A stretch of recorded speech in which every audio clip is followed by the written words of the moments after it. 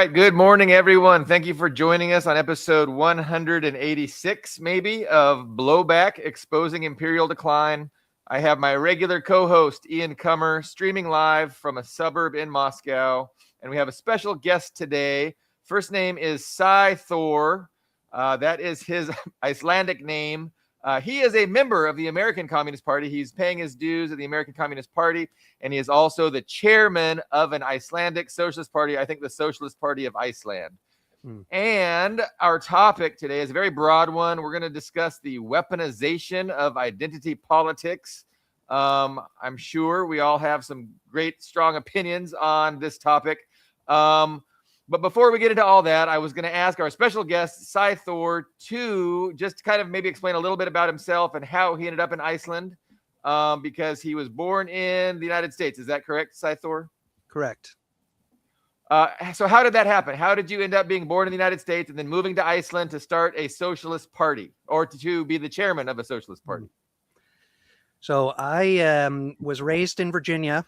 My father is a Southern Baptist minister who voted for Trump all 3 times you're allowed to. I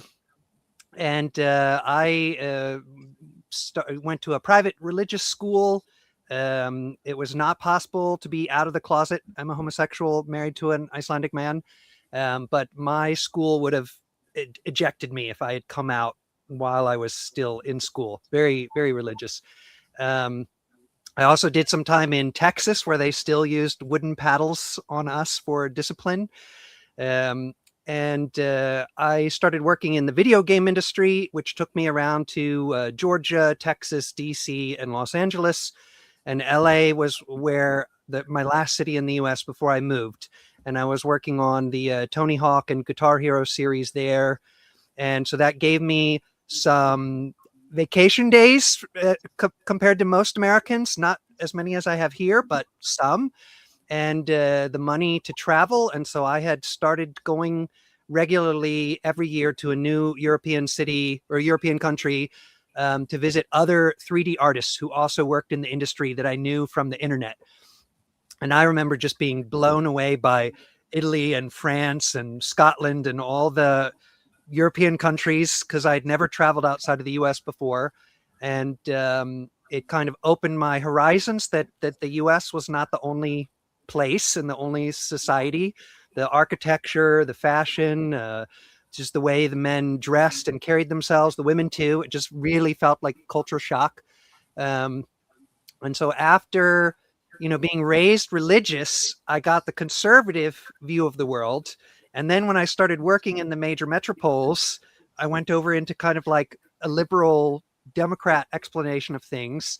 But then I started to read me some Chomsky, some, ideas that the justice system is very racist, that the US government had done some bad war actions, like baby political awakening. And I thought everyone else just must also have been kept in a cult and ignorant of it. Surely we all want to work on these terrible things. But I basically got the, be quiet. We've got a good job. Pipe down. We don't need unions. What racism?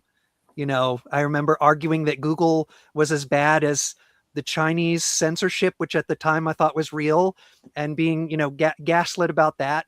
And so I decided when I was working on the Wild West game called Gun, which was a precursor to Red Dead Redemption, and would have taken that market if Activision hadn't canceled it.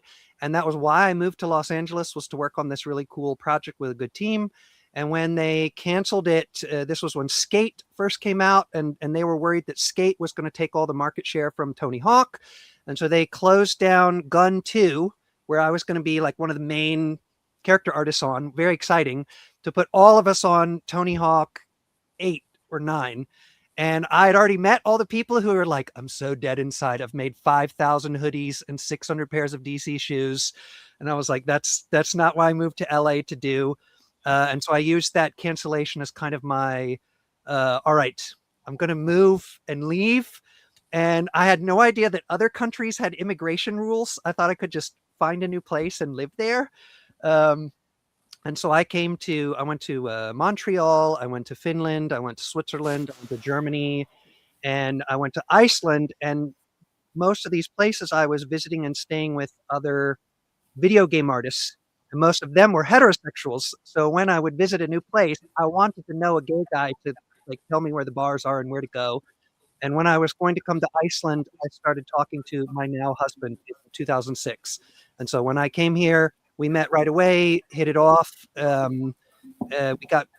He said, "Why don't you stop moving around and come live here?" And I started working for CCP, which makes Eve Online, and that's how I got my high-tech workers permit to live and work in Iceland legally. And that was 2007. We married in 2009, and I got my citizenship in 2013. And I started participating in a working class union as well as the Socialist Party as a member, but I still had to learn Icelandic. And I need to turn my volume down because I'm hearing a little bit of feedback. Sorry.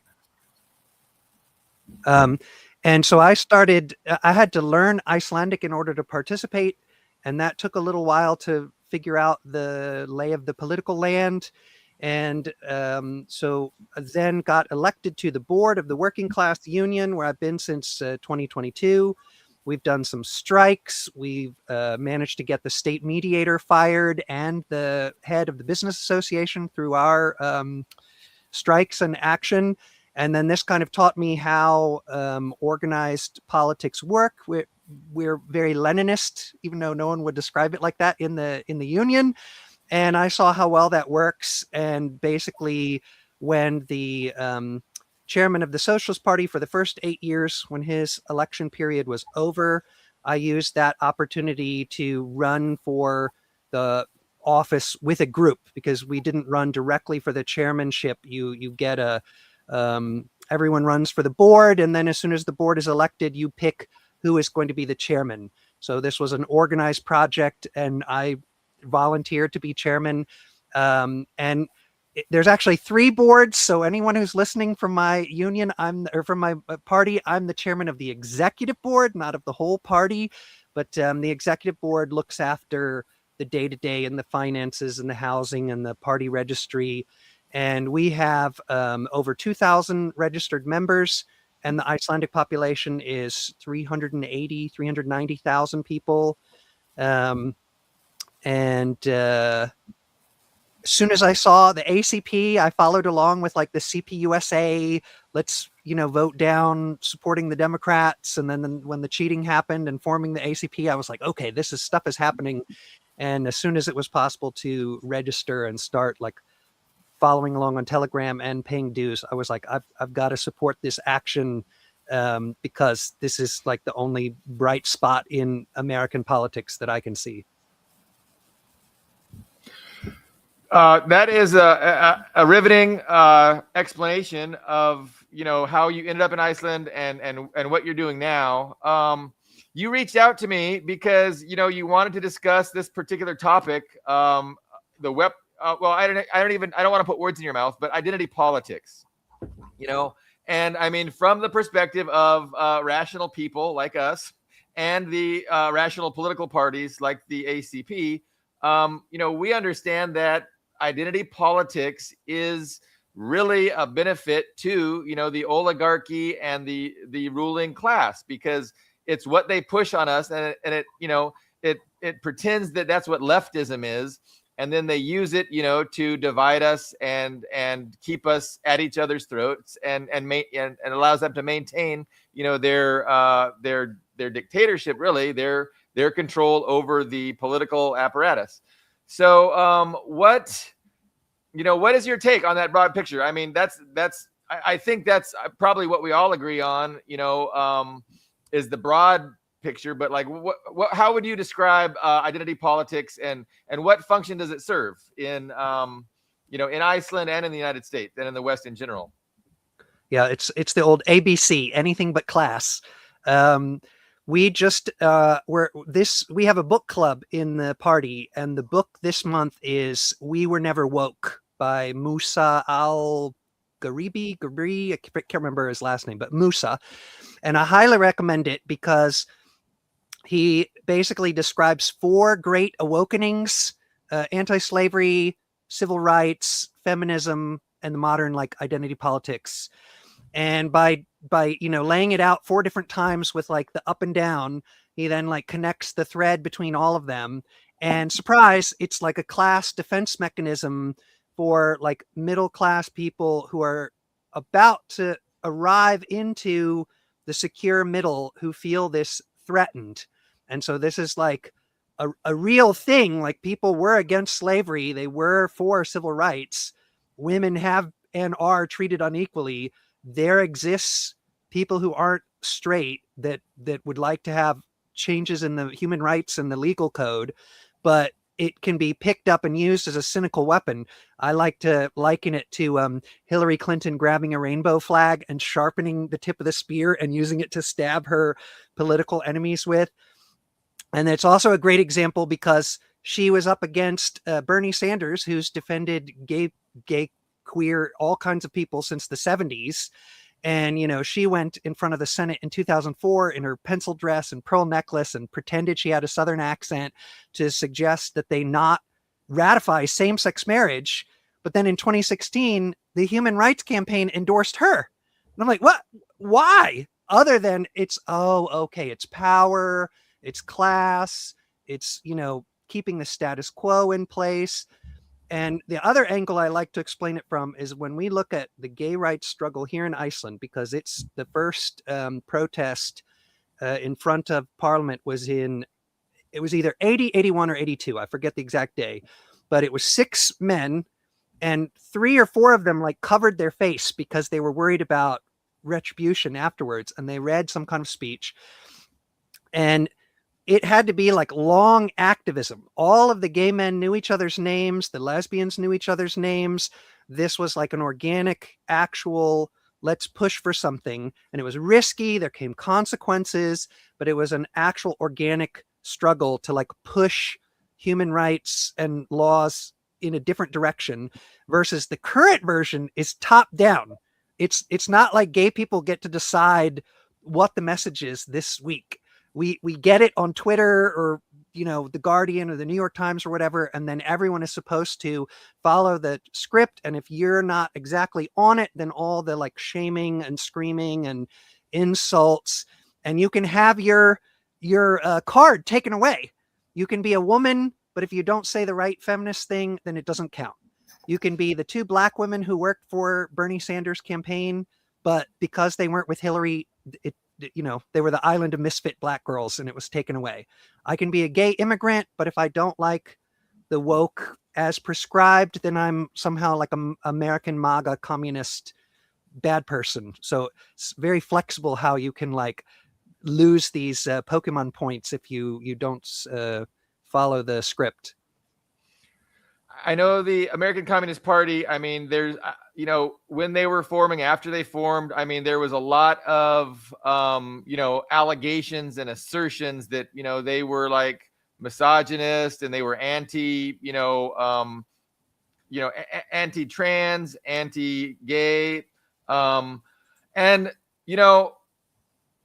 I don't really see that. So, there's this social media, because that's primarily where I see it, on social media. I'm not going to rallies and things like that, but on social media, you definitely see how the discussions can quickly turn into just like a mob assault instead of a rational discussion of, reality and where people's, nuanced positions actually are. And all the time, I just see, anybody that tries to take a nuanced position, if they're not just, reading the script correctly, they just get really attacked and piled on, canceled, cancel culture. So like, where does that come from? And, why are there so many people that are eager to engage in that dynamic and not be more thoughtful and reasonable and allowing some nuance, Well, it's a lazy pre-made weapon, because if you think about now what the ACP is trying to do, or the Socialist Party under the new leadership, we want to be very serious and nuanced. If there comes out something like we put out a condemnation of the kidnapping of Maduro with no like apologies or qualms, like some of the other parties were like, well, it's illegal, but he's a dictator kind of thing. We just said, bad, not good. But we have we debated it. It was passed through all the boards for approval. We have deep debate about the European Union or immigration policy or the other things. So we have like an actual serious discussion. But then when I look at the other parties, they're really just Icelandic translations of either the Republicans or the Democrats with maybe some little regional flavors. So if you are for one of them, there's no policy crafting. And so despite being a gay immigrant, the people who didn't like that I'm now the chairman from the Socialist Party tried to accuse me of transphobia, immigrant hatred, xenophobia, not with any argument behind it, but because that's the ready-made argument. If you're not good left, then you must be racist, you must be transphobic, you must be one of these bad things, because there's currently not any room for a class-based version that explains why have we imported so many immigrants? Why was it the right-wing parties connected to the businesses that specifically put Ukraine and Venezuela on a speed track to get working visas here when they don't do anything for human rights? It must be connected to class and exploitation, but that's not anything that the other left parties that are pro-capitalist parties, they can't explain that because they don't do anything about class or class analysis. And that's true of parties that call themselves socialists. I mean, other parties that even call themselves socialists in the name, they're not really like the Democratic Socialists. Yes. So you would think just by their name that they would be dealing with class, and class would be, defining their policies, but it's just not. But if that's how it worked, I'd take a nice crunchy bite out of a urinal cake. Okay. It's cake. It's in the name. Yes. What are those birds called? Speaking of what you're saying, I'm sorry. Go ahead, Ian. Sorry. Speaking of what you're saying about people calling you a transphobe and a bigot as a tool to it wasn't an argument; it was just meant to discredit and silence you. So in 2022, and I have a blog, by the way, readingjunkie.com. So this is where I would blog and I'd write stuff. So in 2022, when I started sharing, I would post in various, a lot of left-leaning groups, claim to be, we're against U.S. imperialism, we're against this, we're against that, blah, blah, blah. I posted to several of these groups. And I remember I did that one day. And I went to bed and I woke up the next day and I happened to check my own website. I noticed there on my website, not even on Facebook, but on my website, there was a spike, like a whole bunch of a spike in searches for trans and transgender. That was it. Like literally someone just goes to the site, doesn't look at anything, but just searches trans. I want to see what he said about trans, and I kind of realized because, they see that, I have a contrarian viewpoint on Russia and Ukraine, but they don't want to argue with me. They want to say, well, I want to say he's a transphobe. I want to find some transphobic thing he said and use that. And it's completely unrelated topic to shut down his argument. If we have right now, because if you just work a low wage job, that it doesn't matter what your opinions are because you're just totally replaceable. When you want a middle class job that has better pay and better benefits, whether it's the US or here, we have a class system. You have to kind of police yourself so that you're appropriate for that job. And especially in Iceland, where it's very small and everybody knows everyone. And so if you ever have wrong think, you're risking your ability to reproduce yourself to get that job that has good benefits. So for example, we have municipal elections in May, and we're the second most popular party with the 16 to 29-year-old group. So you've been really just measure the dose of McCarthyism. The older they get, the less they like the Socialist Party, and the younger it's yeah, we love it. So the mouthpiece of the wealthy is trying to somehow how can we come against this? So they found a 2-year-old Facebook post of mine where I wrote that Xi, Putin, and Kim Jong and Assad are better leaders than anyone in the West. And I remember when I wrote it, I was trying to be like provocative and I was just mad, but I was nobody. I didn't have any election seat to think about. I wasn't representing anyone but myself. It was just a troll post. They made a front page article on one of the main newspapers with a bubble that has Xi in profile, Putin in profile, Kim Jong in profile, with me and the secretary of the executive board, who also likes China and has publicly talked about China. And we both visited the Chinese embassy together by invitation to be like, look, they like people on the naughty list, to try and decrease interest or support in the party. And I think some people might have seen it and been like based, but for anyone that's scared kind of thing, if I had a middle-class career that I had to worry about, this would have been like just complete destruction. And I would never be able to get a job as in the media, video games, any of the well-paid jobs. And so no one wants to risk that. They know it, whether they can write it out or if they've just kind of perceived it.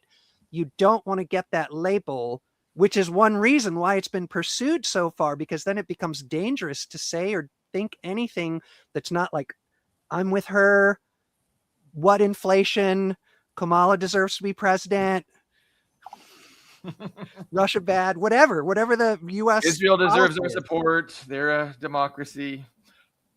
I was thinking about the problem trying to, have a political party based on reality in a society that everybody is just entirely detached from reality, and their beliefs are just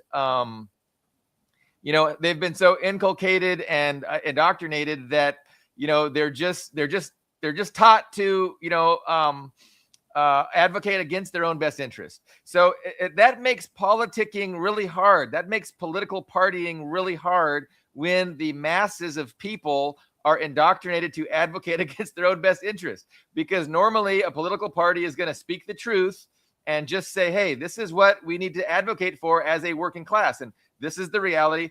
And kind of part of that is going to be saying things that are very inflammatory, and that a lot of people, maybe a majority of the people, are going to be shocked by, and it's going to turn them off, because of the generational cradle to grave indoctrination that everybody's had in Western society.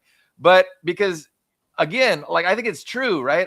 Imagine if we had leaders like Xi or Putin in the West, like real leadership that identified, working class interests, and then really plan to pursue them. That's ultimately what they do. But we don't have anything like that in the West. And so when you suggest truth, when truth itself is the thing that is making you unpopular, right? Mm-hmm. That's a problem. And so in politics, it's almost like you have to lie to be popular. But then if you lie, it's like, what separates you from the other liars? And so it just seems very difficult. And the difficulty lies in the fact that, so many people are indoctrinated and have been trained to hate what's good for them and advocate for the interests of others, namely the wealthy elites. Yeah. I would agree with all of that, with the exception of one thing. I think that all of these people are voting in their best interest, because the U.S. and the West in general, since the end of World War II, benefits from American and British imperialism, having the dollar as the world reserve currency. The U.S. and England and all the rest of Europe sucks in the resources of the world, and most of it goes in the bank accounts of the wealthy. But that's where the money for our welfare system comes from. The Norwegian oil fund is one of the largest buyers of Ukrainian farmland now, since the law has been changed to allow them to buy it up. So this is to obey and justify America's imperialist projects is actually good, even for the working and middle class of the empire core, because it's not a self-sustaining system. If you could put a glass bubble around the United States and they couldn't import and export IP and gold and manufactured goods, it would collapse in a week. It's not self-sustaining. So this is more, I see it as, clearly this is not a stable system. We're watching the decline of the ability to maintain it like that.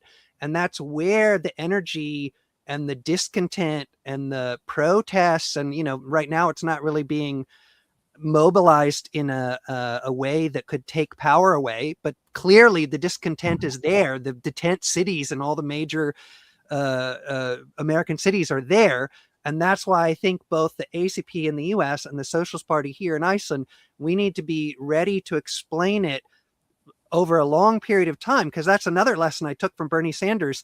He was not all that popular in the 70s and 80s. He was saying things that people thought were just insane, but because he was so consistent, when they gave us Pete Buttigieg in 2020, look, gay men, we're going to give you a handsome gay man so you don't pay attention to Bernie Sanders, 55% of us were still in support of Bernie Sanders out of a 24-person field, because we knew who was actually going to stick with it and follow along these things, because he had already for so long.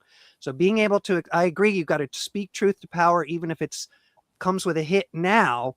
But I just wanted to mention that, because that's one of the few things that communists or Marxists or Leninists or people who understand imperialism can explain, that America being able to exploit South America or break open the USSR and slurp out all the resources, that was in the benefit of the American and British and French working class.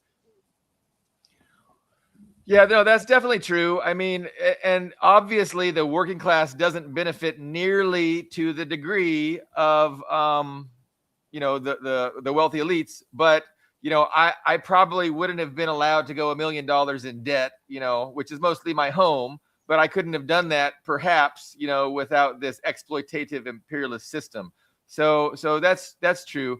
But you think, and it's a fine line between, you know, proclaiming truth regardless of how it's perceived, and also maybe trying to say it in such a way that it doesn't, you know, result in turning people off due to their indoctrination. So, I mean, we don't want to compromise on truth, but we can be tactful, and we can, you know, talk about it in a way that kind of appeals to people as a way to get like in their face.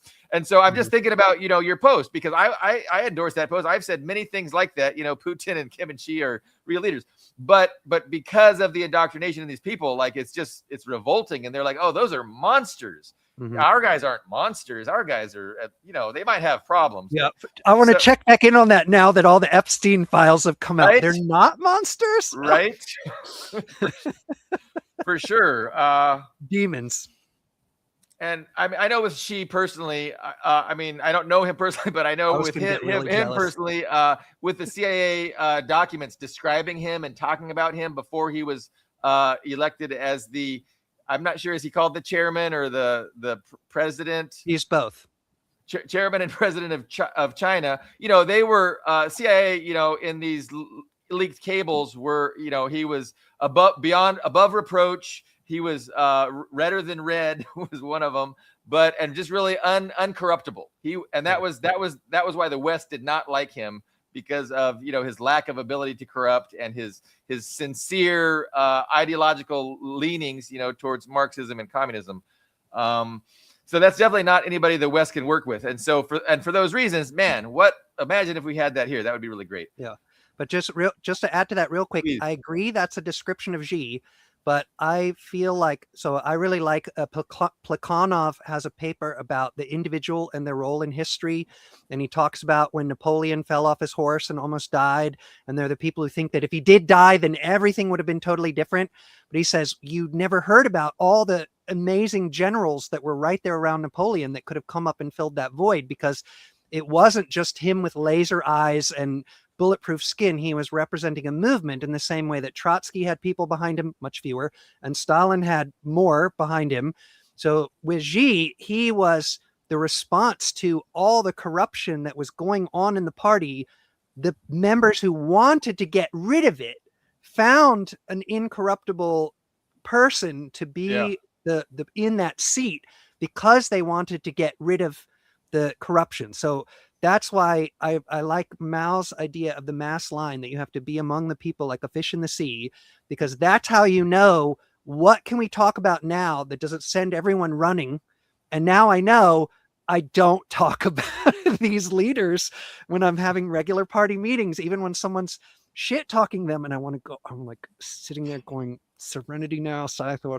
The appropriate thing, we've got housing here is just insane and out of control. The new generation just knows that they're never going to have a house. Inflation's out of control. They're doing a full-on war against the unions and the ability to negotiate. So there is working class, generic, or like the general populace desire for something different. And the Socialist Party has to figure out how to like talk to that and mobilize it. And as we go through stuff, it will clarify. Like if we tried to talk about Maduro or Venezuela a year ago, it would have been impossible. But when the US goes and just kidnaps him, then people are like, well, that's definitely illegal. Or Iran. We could have never talked about that a year ago. When the US bombed Iran, we were able to put out a thing that just said bad. Shouldn't have done that. That's totally illegal and against international law. Something happened that moved us through time and space. And if I just go, nope, you don't have the right line about everything, so I'm not going to participate in this party, I would still be by myself, maybe with a perfect line, but there's nothing I can do because I also don't have laser eyes or bulletproof skin. So that's it. Go ahead, Ian. Sorry. Go ahead, Billy Bob. Oh. Well, I was going to say, you touched on a lot of, true things. I mean, one thing is, we do tend to get hyper fixated on leaders, right? It's just so easy. But yeah, in the reality, it wasn't Stalin doing all these things. It was the party, and everything was, voted on, and they had open debate. And what ultimately happened was, what the majority wanted to do. And Stalin was just like the figurehead leader. And so there's a word for that. There's a term for that. Democratic centralism. And the first thing that I did as the chairman of the Socialist Party is I introduced that concept to my executive board. We had to delay because we have what's called fresta. You bring something up and then you're not ready to vote on it this meeting. So you fresta and then you pick it back up later. And we then approved in our meeting minutes that we were going to do, you can put something on the agenda.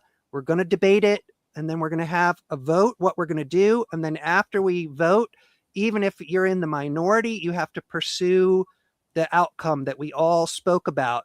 And the only time you can bring it back up is if something new happens or there's a new input or people's opinions have changed and there's a reason to put it back on the agenda. But that was Trotsky's sin, is he would put something up, it didn't get approved, and then he would run out to the press or the general public and be like, I didn't get my way. Yes. So you go ahead, Ian. Yeah. So what you're saying, history isn't isn't super empowered individuals. It is large movements of people that you can't change by just killing or shifting one person. And it's interesting because that's actually a theme of, if any of you've read Isaac Asimov, he wrote the Foundation series, a science fiction story, but it talks about the idea of psychohistory. And basically, it's about the scientist who predicts the fall of this galactic empire, hundreds of years before it happens, and that's the whole theme of the book. That history is just these big movements, and there's no you can't change them because they're just it's millions or billions of people gradually evolving one way or the other. You can't kill Hitler or kill Napoleon or one particular guy. It doesn't change anything. It doesn't make any difference over hundreds of years. Though I do think when it comes to identity politics, which is our theme of the show today, I do think it has. I mean, it is like I gave my example. We all have our own personal examples of it being used to silence dissent. But I think as its own political ideology, we can't dismiss. It's positive. There's the negative goal, and by negative goal, I mean just you're canceling, you're silencing dissent. But then there's the positive goal of there's things that this movement doesn't have, that they're trying to achieve, and they see identity politics as a way to achieve those things. So it's not just a way to silence dissent. I think it's actually a coherent ideology.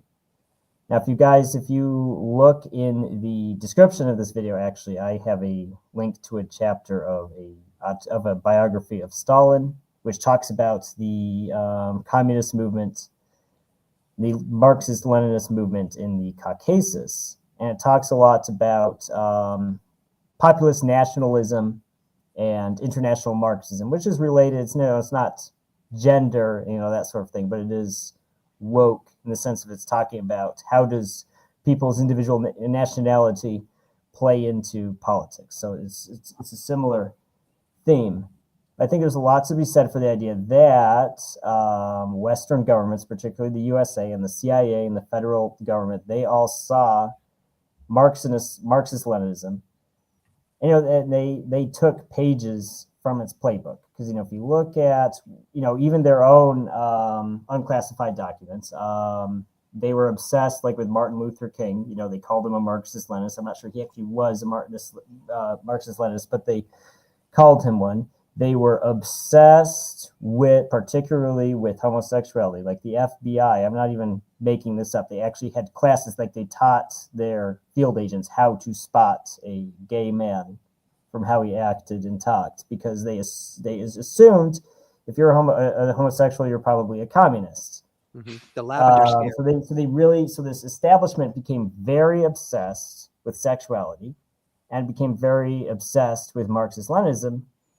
And when you're obsessed with someone, you can also kind of learn from them too. So I think it's not even unfair to say they adopted some Marxist guerrilla tactics that Marxist-Leninists used to advance the revolution. And the CIA said, oh, that's interesting. We can take some of those ideas and we can twist them around a little bit and use them ourselves. I agree with that. And this is something that I think about a lot, because obviously there exist gay people, lesbians, bisexual, intersex, trans people. These are like identities that exist, and people who have them want to like live a life where, like, I love having legally recognized marriage, because like we bought a house together, we have kids together through the foster system. So there needs to be like the same formal recognition that straight couples have. But I think that you're correct in that they seized upon it. I sometimes describe queer people now as a cybernetic vanguard party for capitalism. So if we're supposed to be the vanguard to explain and try and bring about a different economic system, like not capitalism, now like the loudest, most vocal queer people, whether it's Anderson Cooper, Andrew Sullivan, Owen Jones, I forget if it's the Raytheon CEO that's a trans woman now. When you get actual like full grade AA fascism, the queer people go in the camps and the violence rises higher, even just with social degradation. And so it benefits us to like defend a system that currently protects us. So like if you're a rich enough queer person in the US or England or Iceland, all of the institutions, the police, the courts, the media, the television, they protect us. They justify us. They put us in all this TV shows and everything. So it would benefit us financially to participate, as this is good and all the other systems are bad. And I actually think that Angela Merkel got lent on to stop, because Germany was the holdout in Europe for same-sex marriage. And it was because she, as the chairman of her party, forbade the party to vote as individuals. They had to vote as a bloc, and she used her Christian religion to say, no, we shouldn't adopt same-sex marriage. But that prevented the West as a whole as presenting itself as good with human rights versus Iran, Cuba, so bad. And so like by basically telling her like, look, you need to get with the system, get with the program and change this rights. She apparently met some lesbian couple that changed her mind.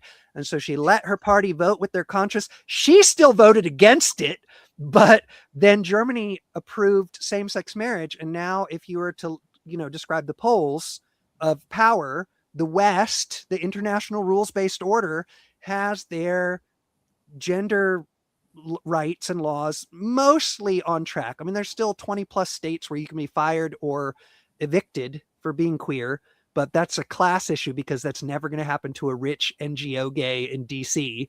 So they can kind of ignore that happens to, like, poor Black people in the South, or that without healthcare, the number one unmedicated HIV positive group are like Black and brown Americans, or all the queer homeless teenagers all around the US.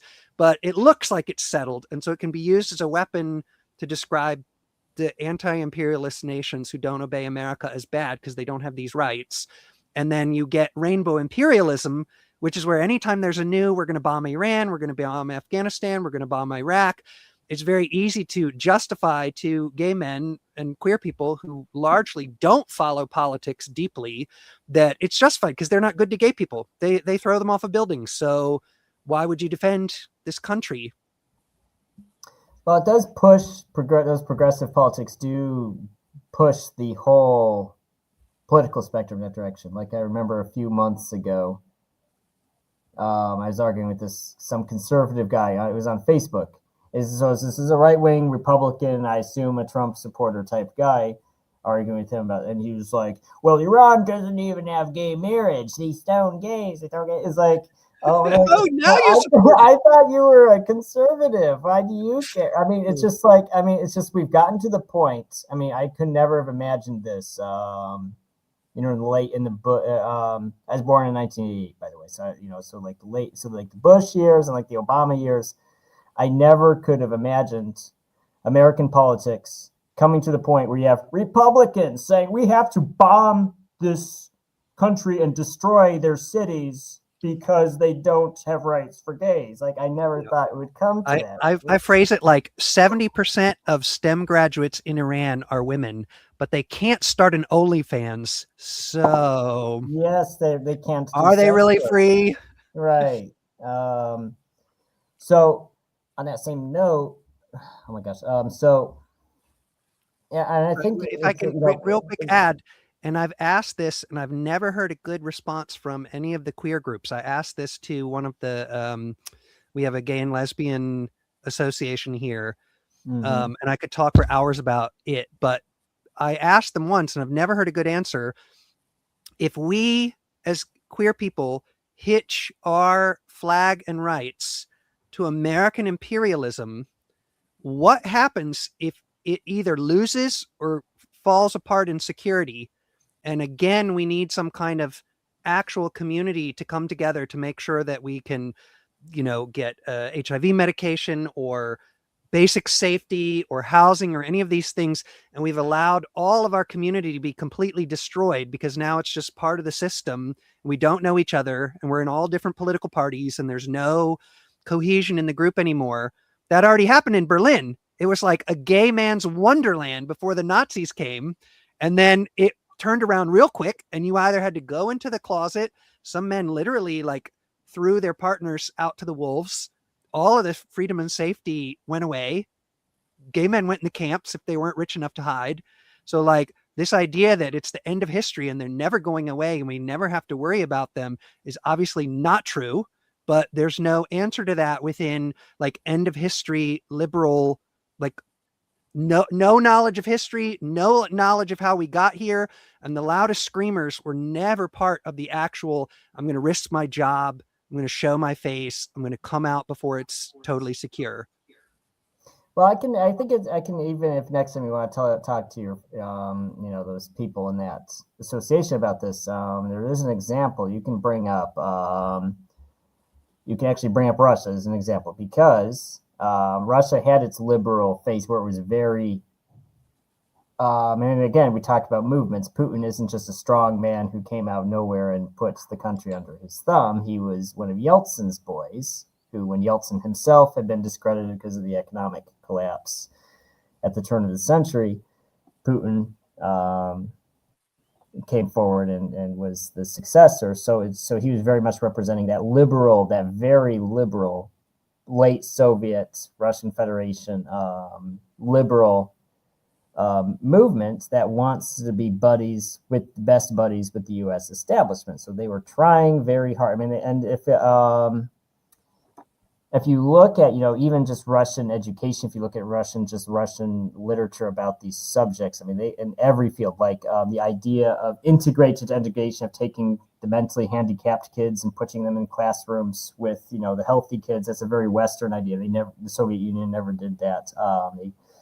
So integrated education, gender and sex, every topic you can think of, they were trying very hard. Like they repealed capital punishment because Soviet Union had capital punishment, but then they ended capital punishment because the West considered that, that's not fair. They did all these things, same thing with their kind of, they were tolerating, LGBT more, open LGBT type movements more than they would probably have liked to. Well, then, you had these increasing confrontations, right? You had with Georgia and South Ossetia, then you had, again, with Crimea and the Maidan Revolution, and then it really just kind of crossed the point of no return in 2022, where it was just, the Iron Curtain came back up, and it was just us versus them. And I noticed, like, and this is there, it's all public, you can look online, all of these kind of anti-natal, like, the feminist and anti-natalist and LGBT, like every kind of progressive movement and page in Russia all sided with the U.S. Yeah, because they're all getting their money from the U.S. These NGOs. This is what the CPC actually put out, like a paper, exactly how the NGOs function and why they're banned in China.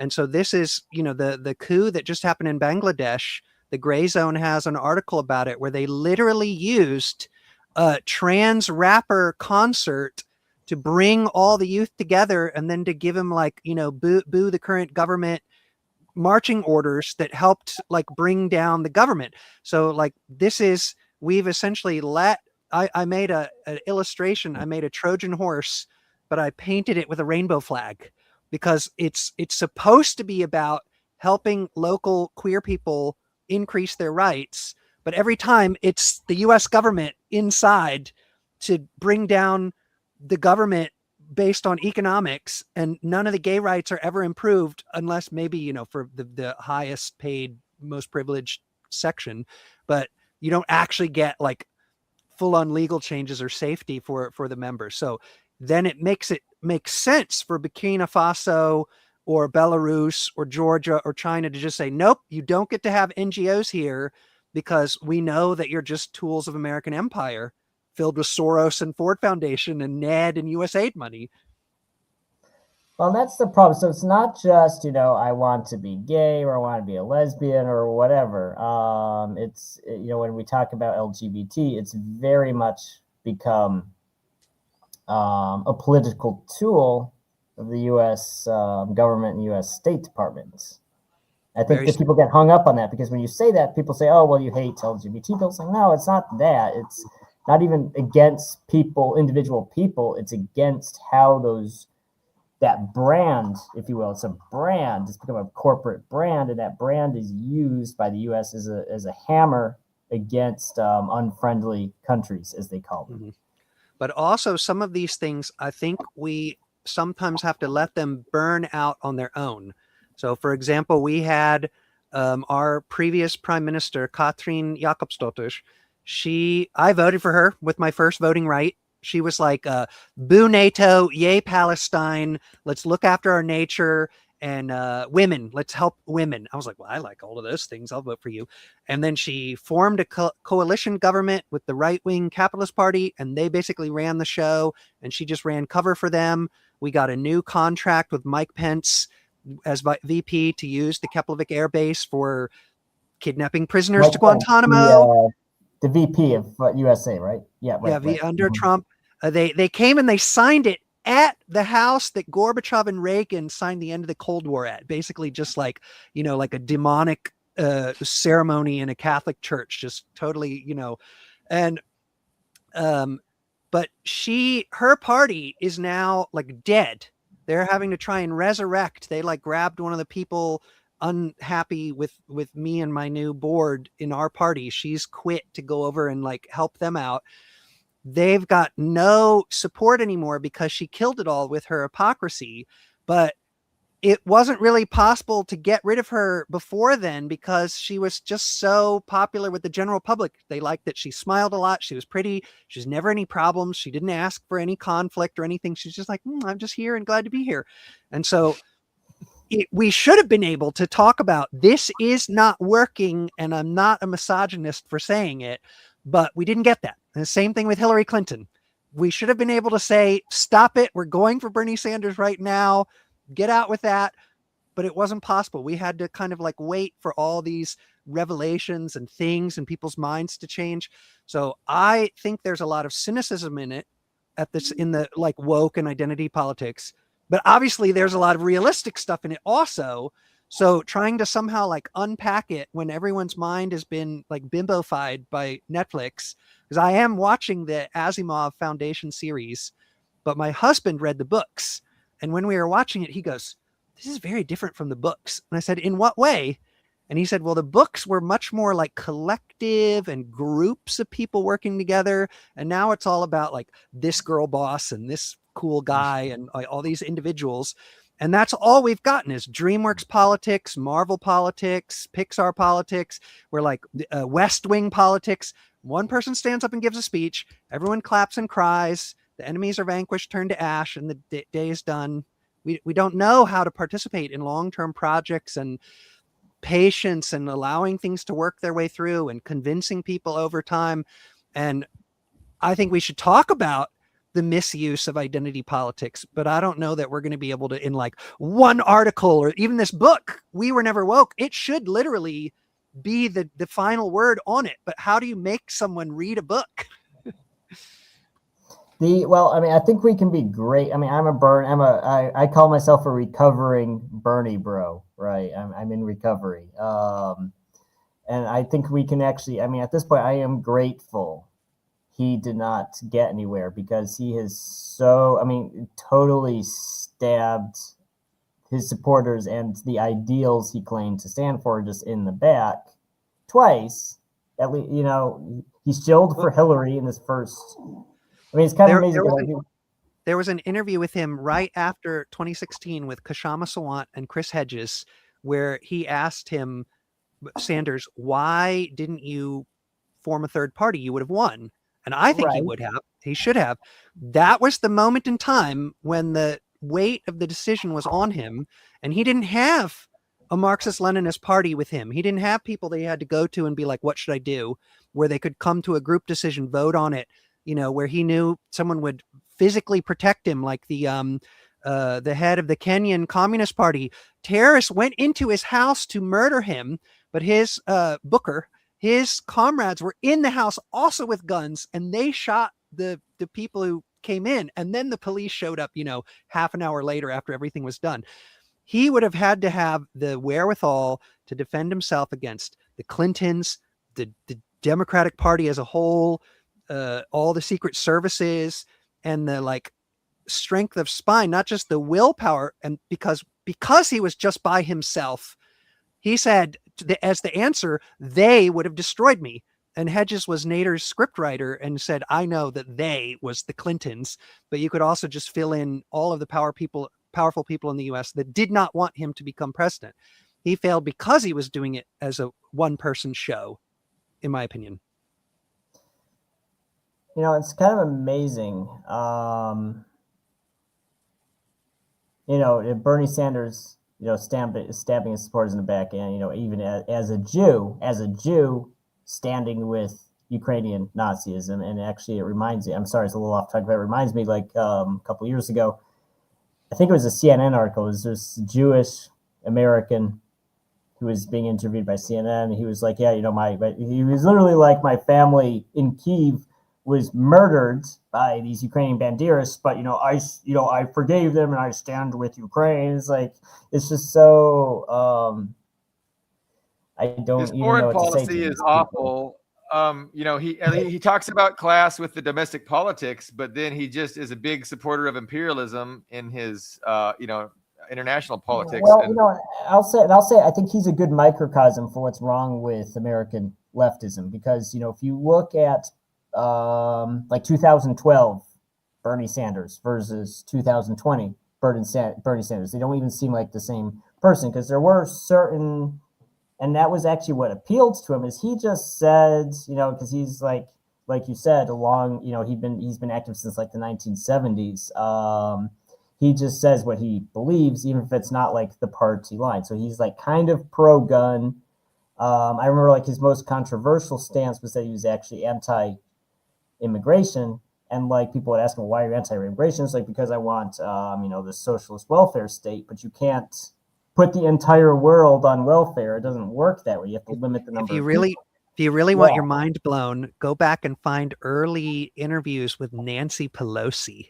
She was when people say that AOC is Pelosi 2.0, they're on it, because early Nancy Pelosi, I was like, what happened to that woman?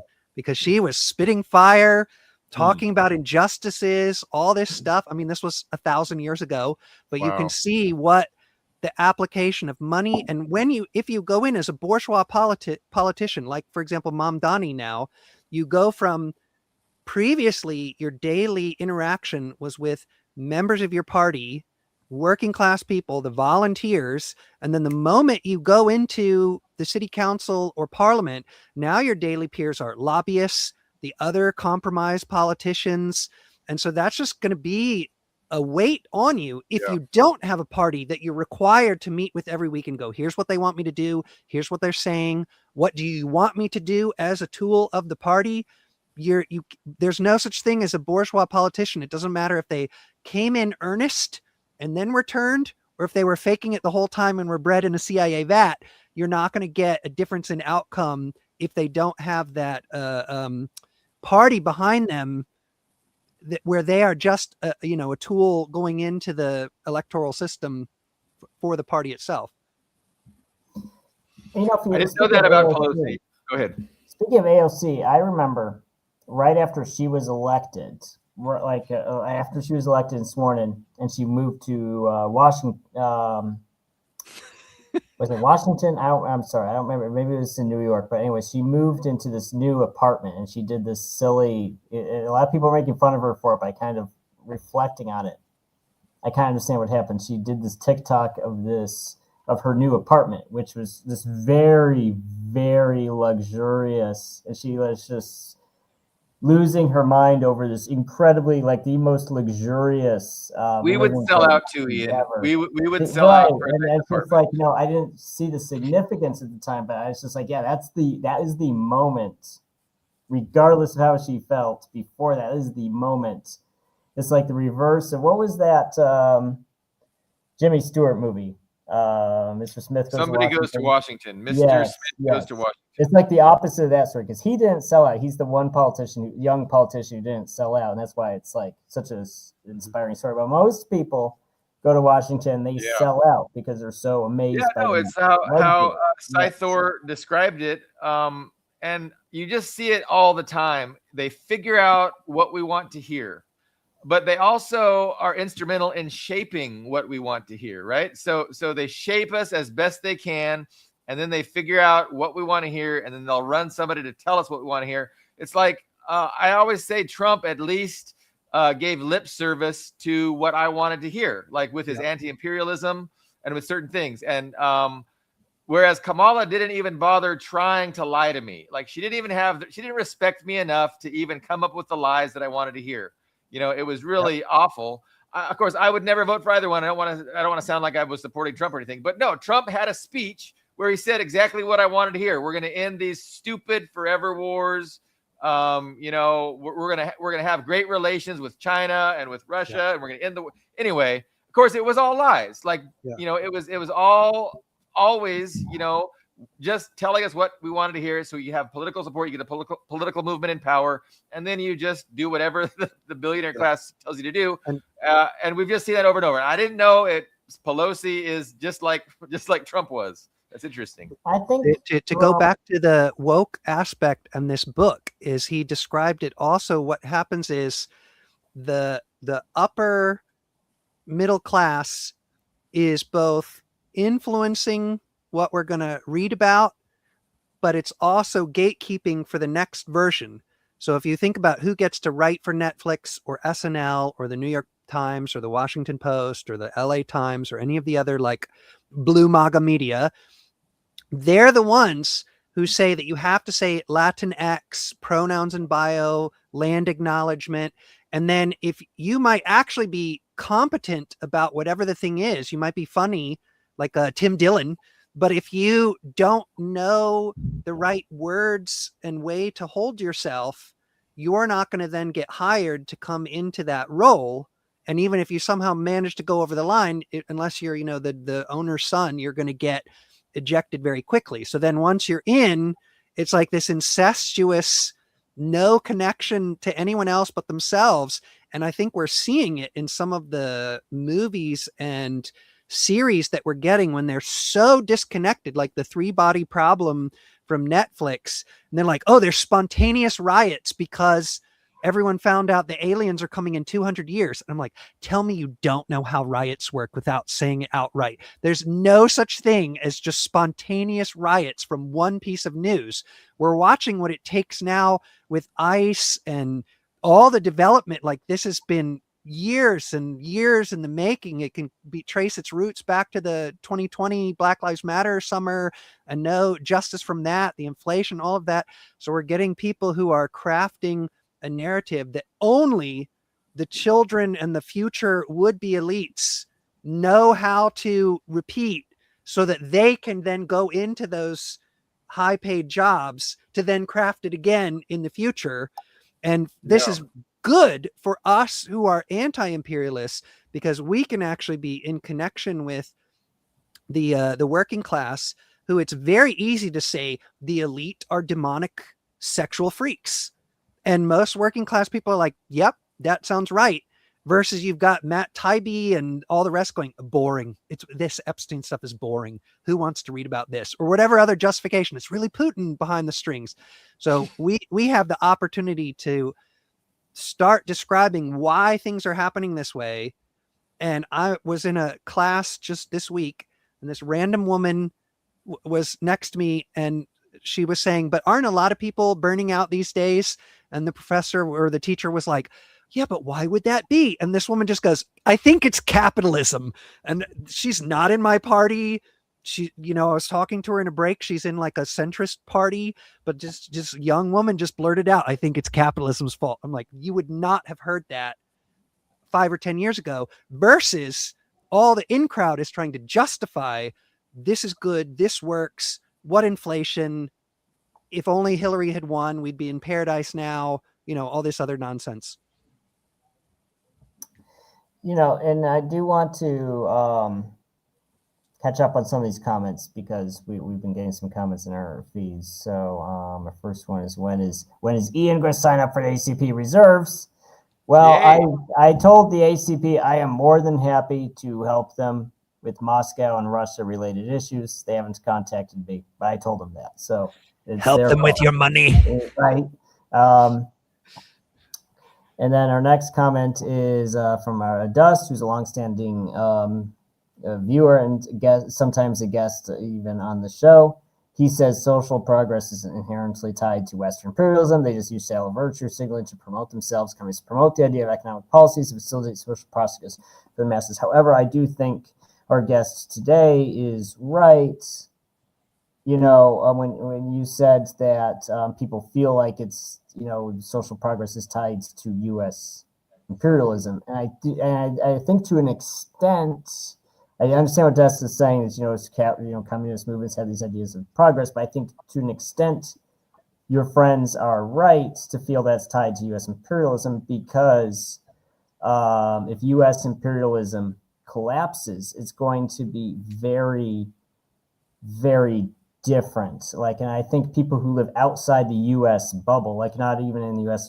itself, just in the U.S. bubble, if you move outside the U.S. bubble, it's a very different world when you can't just pull $1 trillion out of your ass, which we can. Like to his comment, I agree, but I like to sometimes ask how many of the 800 million Chinese people lifted out of poverty were single mothers, children, trans people, gay men, racial minorities, overly represented, because that's the thing that we always hear is that homelessness, lack of health care, violence, that it falls heaviest on trans women, on immigrant women, on queer teenagers. I agree. That is why an economic-based system helps us the most, versus if you try to just do the identity politics without any class stuff, that hasn't improved the bulk of what you would consider queer people in the West. The poverty's going up, so it's going up on us the most. But they want to, keep us away from the economic issues, from the class issues, and they manage to. Is it called pink washing? Is that one term for, or is that more foreign policy related? The term pink washing. Pink washing is for women, and rainbow washing is for queers. Okay, so yeah, various countries, if they treat women badly, we want to drop our pink bombs on them, and if they're bad to LGBTQ, then we drop the rainbow bombs. Mm-hmm. And Starfire says 42% of Americans still believe Russia is communist. Yes, and you can see this on my social media. Half of people call me a communist, and the other half call me a Nazi, right? Because they think I went to Prague in 2004, and when I told my mother, she asked me if they were still communist. The Czechs are communists, in 2004. The Czechs are whoever is in power in that country. The Russians come or the Germans come. I'm sorry, but it's Czechoslovakia. What is one of the attacks against Russia is that they're homophobic. They've outlawed homosexuality. I think it's a little more nuanced than that, right? Well, also that if you are an opposition, you will be killed by Putin personally pushing you out of a window, and this is amplified by the bullshit about the Skripals, which was just MI5, and Navalny, which was MI6. He was slated to be in that prisoner exchange. And this is like the total ignorance of Putin's time in power, because after the dissolution of the USSR, there was like mafia style oligarchs offing each other in the street, crazy crime and violence. And part of the program that Putin wanted to develop was to have more security, because businesses, the oligarchs that he also has to juggle, business goes better when you're not just constantly being offed in your boardroom. So like the random drive-by crime is down under him. But when the UK and the US can control all the media, they can say all the people that they killed, it was actually Putin who did it. Yeah.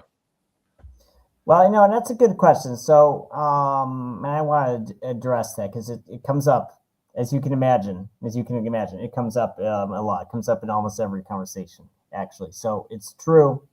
Russia passed the law against LGBT propaganda, which is controversial even in Russia itself, because it is limiting people's speech. Because ideally, you should just be able to say, as long as it's not advocating hurting someone else, you should just be able to say what you want. So it is a controversial law against LGBT propaganda. However, when people ask me, is it better to be, I'll use the most extreme case. Is it better to be a transgender, male to female transgender person in Russia or in the USA? And I actually say, in general terms, I think it would actually be better to be transgender in Russia than in the USA. People are like, what are you talking about? It's like, well, it's because the USA is a very exhibitionist. We don't even realize how exhibitionist we are. We're just obsessed with sex and gender and all this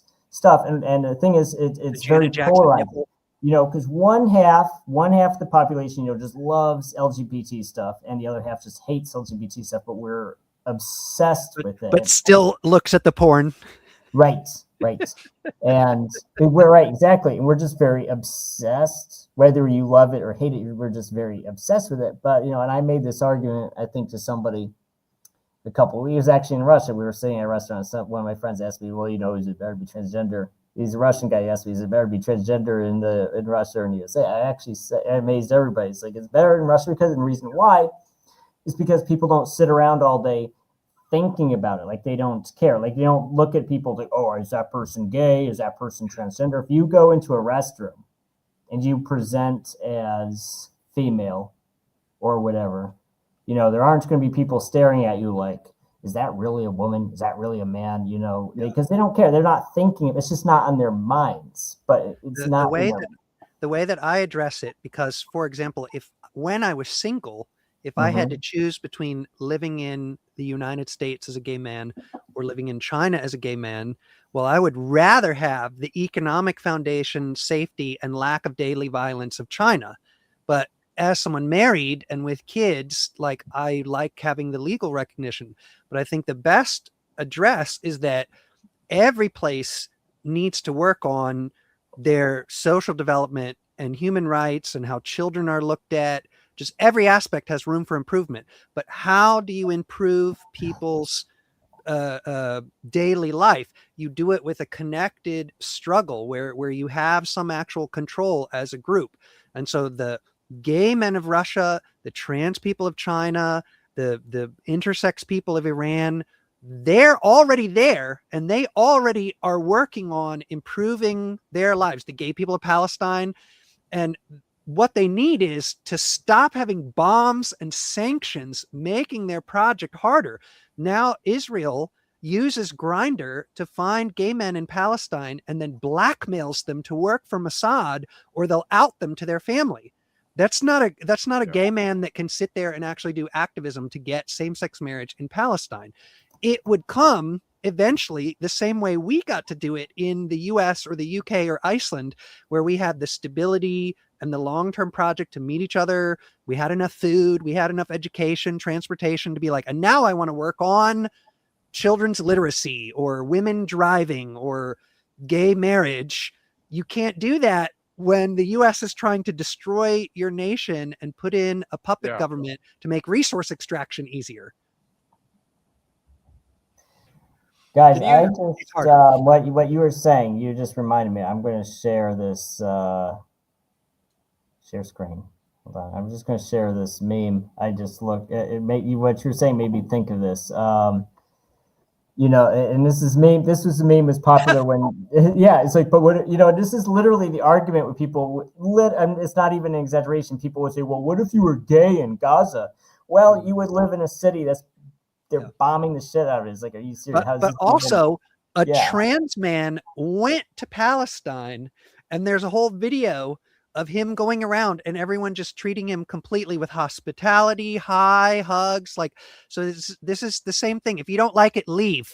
I've gotten that. Like, I'll still talk to American friends who have conservative friends, and we get into it on Facebook, and they think I'm still an American living in America. And then they say, if you don't like it, leave. And I'm like, Charlie, you want to take this or should I?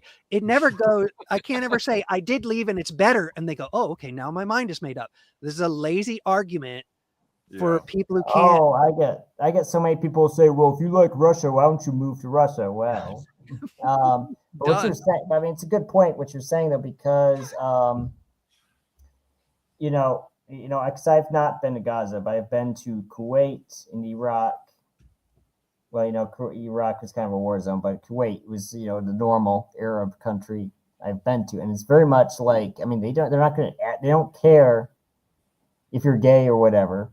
Because they do have morality laws, so you can't have like orgies or whatever, but which applies just as much to straight people as gay people, exactly. Right? I mean, if you're just there, I mean, no one cares if you're LGBT or not, especially as a foreigner, because I think that's the thing people miss too when it comes to cultural norms and morality laws and that sort of thing. This is not just Arabs, but I think in general, globally, it more applies to them, to their local people. If you're just a visitor, if you're a foreigner who's visiting, especially if you're a Westerner who's coming to support them, it's like, I care about you and I'm supporting you. Yeah, they're not going to care. It's Globo Homo, which for the longest time I thought it stood for global homosexuals. Like we homogeneity. it's like someone said globo homo, and I finally realized, oh, homogeneity or homogenate. Oh, okay, that makes more sense, but I like it less. But this also undermines any kind of local culture or nationalism. Like Iceland has an incredible history with communism, with independence. Like when we set up the society that now has all these incredible results in the 1950s, we weren't even 200,000 people. And we set up a currency, a healthcare system, university, roads. There was lots of Marshall Plan money sprinkled around, but like a real accomplishment. We have our own artists, poets, authors, and now we're basically hooked up to TikTok, Disney, American celebrities and fashion and everything. And we're losing any kind of our national identity to just be globo homo. And so it's like a very weird way where not even our gay rights struggle is kind of the guiding light anymore. We're just literally America's version, because that's the easiest and laziest, and everyone's on Twitter that could influence, the comedy shows and the television series here. That's definitely a problem, and it's a strategy and it's a tactic of Western imperialism, to project their own things and then weaponizing those things. I wanted to ask you about, this idea that, we have conservative media and then we have liberal media, and kind of, these two different mindsets are inculcated. But I know within the conservative mindset that's, indoctrinated and inculcated deliberately through, exposure to our echo chamber, the billionaire run and billionaire owned, billionaire controlled echo chamber. They just have a very negative perception of what leftism is. So to them, a leftist is somebody that can't tell you what a woman is, somebody who thinks that, women ought to be able to participate in men's sports, if they take the right medications and declare themselves to be a trans person. So I think, there's an overt effort to demonize and to make ridiculous the idea of leftism in at least half the population, or at least the population that considers itself conservative. Mm-hmm. Do you have thoughts on that broader topic? So we have an excellent Icelandic word. It's called smjörklippur, and smjör is butter, and klippur is like a big piece of it. And the idea is that if you are trying to have a conversation at dinner and your cat comes around and is meow, meow, bothering you, you just take a little bit of the butter and you smear it on their fur, and then the cat will be busy licking all the butter off for the next 45 minutes, and you can have your conversation. And I guess the Icelandic or the English version would be like a wedge issue. And these are the things that are designed in a think tank by whoever is working in the background of TPUSA or the Breakfast Club or Pod Save Boys to create something that the two teams can fight over this week. Absolutely nothing has changed whatsoever, other than like social conflict is higher. And I see these as one of them. This is, there's clearly actual meat on the bone in all of these debates, but they create like the most conflict laden version and drop it in. We had our previous finance minister tweeted, "I want to hear young people's ideas for economics." And this young gay reality star show tweeted back and said, "I have an idea." And the finance minister responded and said, "Give it to me. What is it?" And this rapper, he's like, "You can go fuck yourself. You were in the Panama Papers." And one of the right-wing, a bisexual man himself, which is one reason we didn't get so much homophobia here, because he was like one of the whisperers for the Conservative Party. He was like, "How dare you talk to the finance minister like that?" And this rapper answered back, "You should be quiet too. I'll share our private correspondence on Grindr." And this was like in all the tabloids. And the head of the queer choir that we have is a member of this right-wing party. And she came in, despite never participating in any of the conversations, into the like queer chat group and was like, "Isn't this a threat?" And then back into the shadows. And for the next week, you had like working class queer people fighting over whether or not like sharing private correspondence from Grindr is a crime or against the like immoral or whatever. I'm like, you're protecting the worst sociopaths in our island from one of our young members of our actual community, and you're not even here anymore participating. You just like dropped it in and then like disappeared into the bushes like Homer. But that's kind of modern politics, because we don't get to have a say. There's no actual democracy within the Western governments, so they have to create some smearklippers or wedge issues for us to fight over. And that's why abortion was never put into law when Obama and the Democrats had the ability to do it. They didn't want to lose that as a thing to fight over. So, and Trump kind of like, because he's dumb, just like took it off the board by changing it. It was much better as a thing to go back and forth on. Same thing with gun rights. Same thing with, That's so interesting you brought up abortion, because I remember like leftists on this show being so upset with me when I would say this. And I would tell them this because by the way, I lean towards being, I'm not a woman, so I don't have a vagina or a womb, so it's not a thing I'm personally worried about, but I lean towards being pro-abortion because I understand there's times when you just want to do it, and it is a personal choice. If you have you realize you have a child that's going to be severely retarded, or maybe you were raped, or just there's 100 different reasons you might decide I just need to make this situation go away. You don't necessarily want. So that's my stance. I'm more pro-abortion, but I said Trump was completely in the context of the U.S. government, in the context of the U.S. Constitution. He was correct, and the U.S. Supreme Court was correct to say it's a state issue. And leftists get so upset with me. I would say, well, Democrats' Roe versus Wade was terrible. It was terrible, and I'll tell you why. Exactly what you said. Because even countries that are more conservative, much more conservative, socially conservative than the USA, like Russia or Turkey, they have abortion rights enshrined, legally protected abortion rights. Why? Because they had, back in the 70s, back in the 60s, they had these cultural conversations. How should we handle abortion? What should our stance be? And they argued about it, and they figured out, okay, in our country, these are the rules on abortion. And, they had that conversation, 50, 60 years ago. But in the USA, we had Roe versus Wade, which just said it's unconstitutional to even talk about abortion in your legislature. So it was like you said, it's just this Damocles sword that the Democrats use and Republicans use every election cycle to say, well, if you don't vote for me, they're going to ban abortion. And it's again devoid of class, because if women had housing guarantee, job guarantee, child care, here under 18, your kid just goes to the doctor and you don't pay anything. It's just completely free healthcare for the under 18 kids. So like all of these things would reduce the times that people pursue abortions without needing to change the law in any way.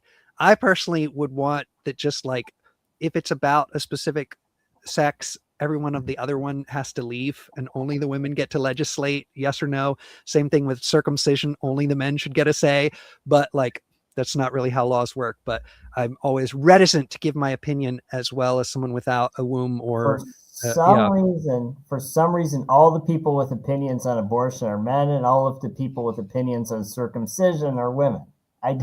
It's like the opposite of what it we brought up the debate here a few years ago, and it was the very small minority of Jewish people living here that were saying that it was all anti-Semitism motivating the bill, and so everyone like let it go, and nothing was approved or changed at all. So it's the same still. And we're acculturated into, just accepting it as normal, and so even if we're not Jewish, right? I mean, as far as circumcision goes. But in the US, it was actually anti-masturbatory. It was from the same guy who invented golden grams and those other things. They thought that high fiber content would stop people from wanting to masturbate, which was the same reason women shouldn't ride bicycles. And if they circumcised all the male children, they would also masturbate less. So it was all Puritanism, not really connection to the Hebrew religion. That's interesting. I have learned a lot, Sæþór, from listening to you, because it's like you are on the inside and you understand, politics in a certain way that insiders that is kind of really foreign to me. And just to hear your illustrations and your anecdotes, it's really enlightening, and it gives me so much to think about, how these things actually play out behind the scenes, and kind of like you were talking about how the the ruling class kind of reproduces itself. It protects itself, and then it prepares the next generation. The next generation does the same thing. So no, I found very interesting, but and it's kind of like a foreign language though, because I know what I know from social media, and that's about it. And being isolated here in my own home, and not really participating. So it's one of the reasons I did want to join the American Communist Party too, and to get involved, because that was one of the first things we discussed that we hit on. It was the great man theory, and there was also we need to get involved with the community, because by ourselves we just can't do as much, kind of thing. And that is kind of, this is part of the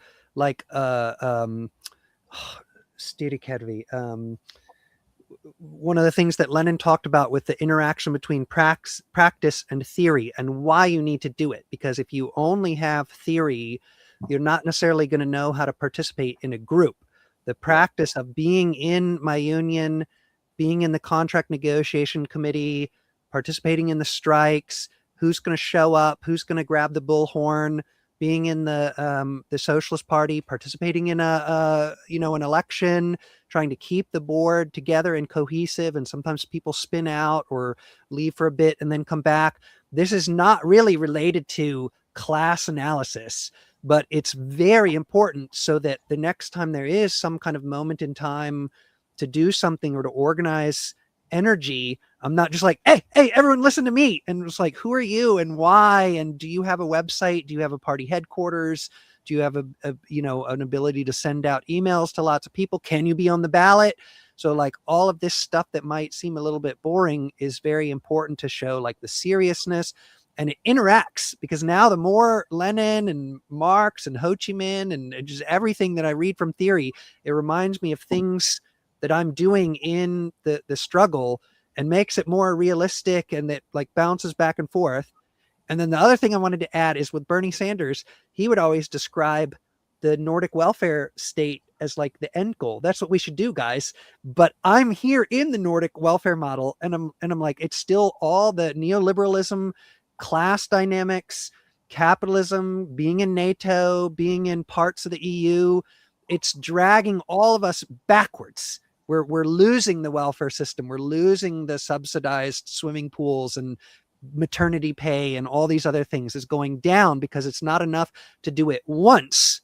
It was like a helicopter releasing chaff when a missile is heading towards it. These were the compromises in Europe, being between the US and the USSR, to forestall full revolution. We had a very strong communist party here in Iceland in the 20s and 30s, which is one reason why NATO came here, to help back up the capital class in case the communists tried a revolution. So, sprinkling around a welfare system was a way to forestall it. And now that all the parties are gone and dead, they can then, pull out like a Jenga block. So it's another lesson of why Sanders or that kind of style, or even Mamdani, like this is not going to incrementalize our way to paradise. It has to be an economic reset. And that's, one of my biggest lessons from now living here in Iceland, because if the incremental route worked, and if you could consider the welfare state as an end of history goal, then we would be there. And it's not. It's on its way back down to like American levels of precarity. So another popular social media debate are the these not Norwegian countries, these whatever that area is, are those countries really socialist? That's a good debate. But no, that's a great context. It was a compromise, because socialism was strong there, and people didn't have the aversion to socialism that they were indoctrinated to have in the United States. And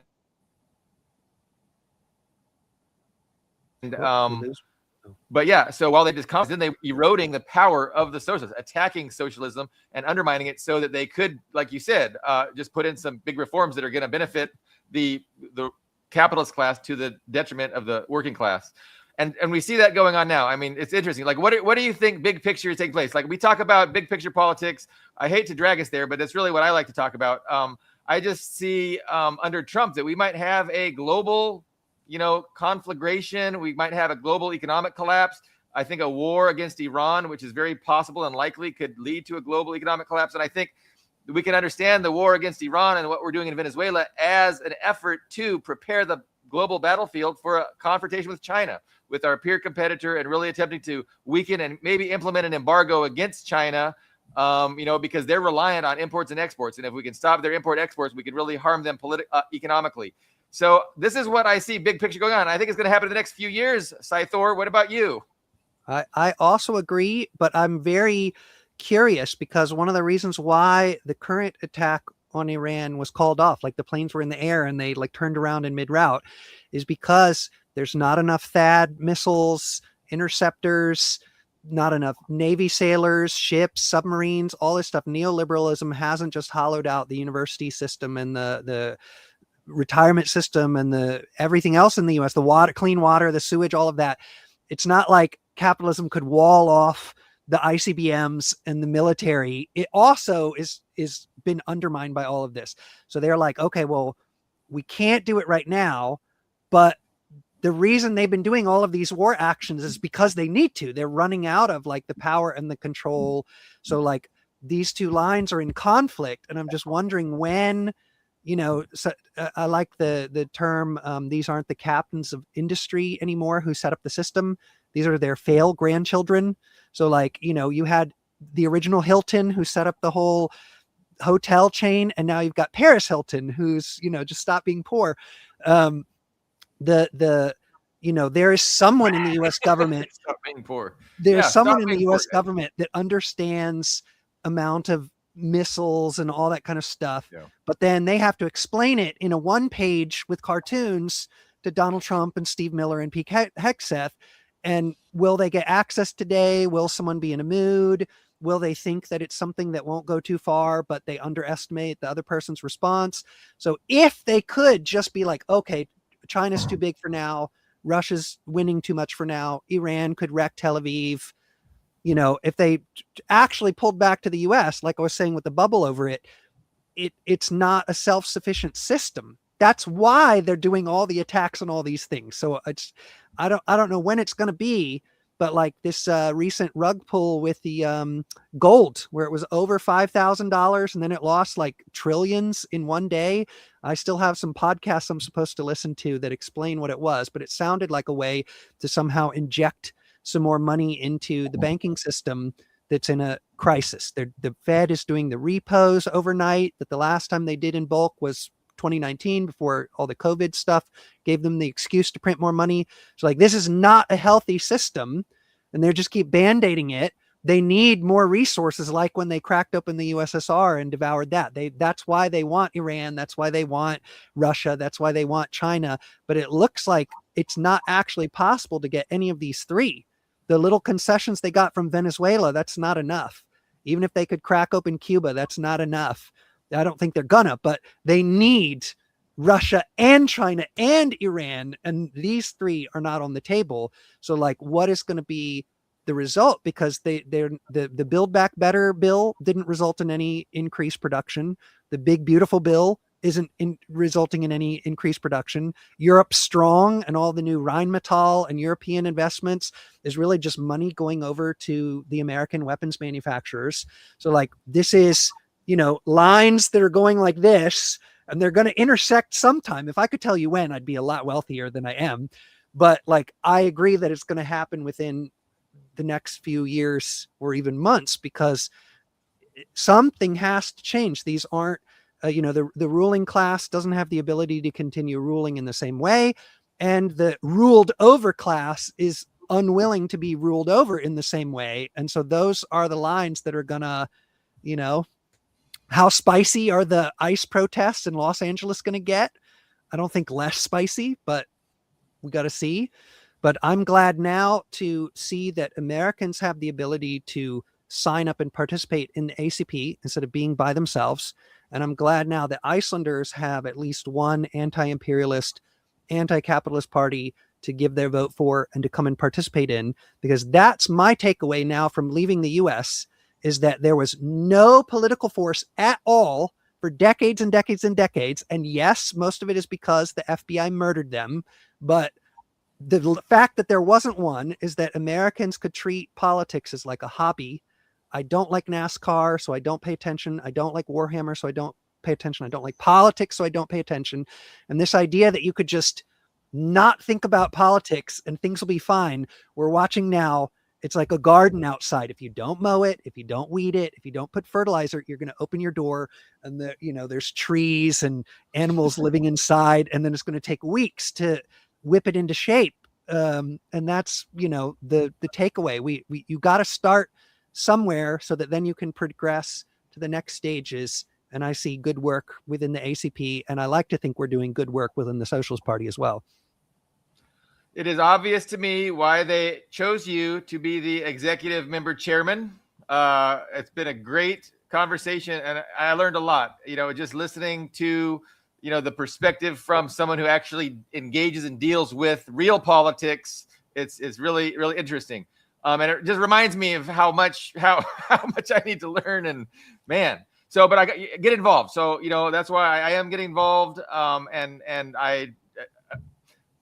I suggest everybody get involved, and I appreciate your endorsement of the ACP. I also endorse the ACP. I am definitely not a spokesperson of the ACP, but I am a cadre. I'm a dues-paying member, and so yeah, they could definitely use your support if in no other way, just financially, monthly dues. Anything else, Ian, before we wrap it up? We've been going quite a while. It's almost an hour and 45 minutes in. I think this is a good stopping point. We all three of us got our points in, and we had a great guest speaker today. No, I think this is a good closing point. As long as Sæþór agrees to come back and join us again, we will end the program and reconvene. Thank you so much, Sæþór. We'll have you back soon. I know Todd was demanding it, and he's also ACP member in New Mexico. So, okay. We will see everyone perhaps this Friday. If not this Friday, we'll see next week. Thank you. And